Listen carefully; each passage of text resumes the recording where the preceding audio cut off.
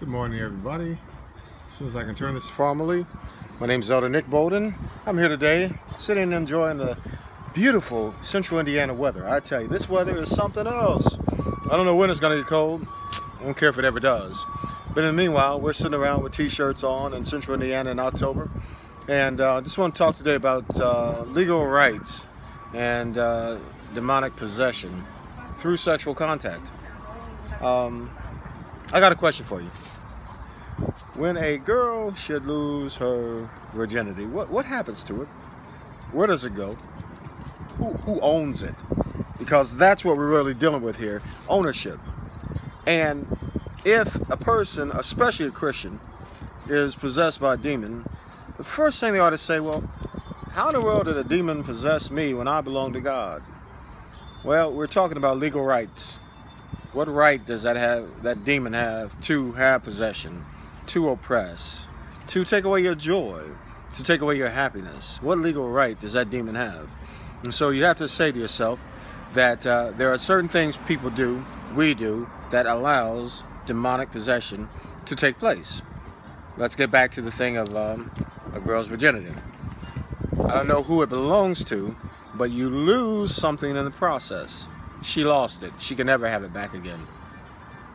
And so, the Bible talks about when a man and a wife are married through sexual union, the man loses power to the woman, and vice versa, the woman loses power to her husband.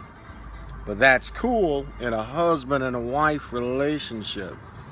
But what happens is, if you are linking yourself up, your flesh, with somebody that's crazy, with somebody that might be demonically possessed, and all of a sudden you start acting crazy, you have taken on their traits, their characteristics. They have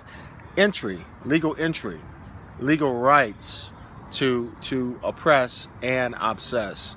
And so what I'm really saying is, if you connect your flesh up with a demonic fleshly being, don't be surprised if you come out with a demon. Okay? I love God. Love you today. Love sharing this word with you. But these are fighting times. These are the days of Elijah. This is the day, a prophetic time. It says in the last days, young men will dream dreams, old men will have visions, and we shall prophesy. So this age when we're living in now, it's time to begin to decree and declare and deal with spiritual warfare in a new way. And so we thank God for today. Thank God for Periscope. Thank God that the mouth of the prophets cannot be muzzled through an avenue like Periscope.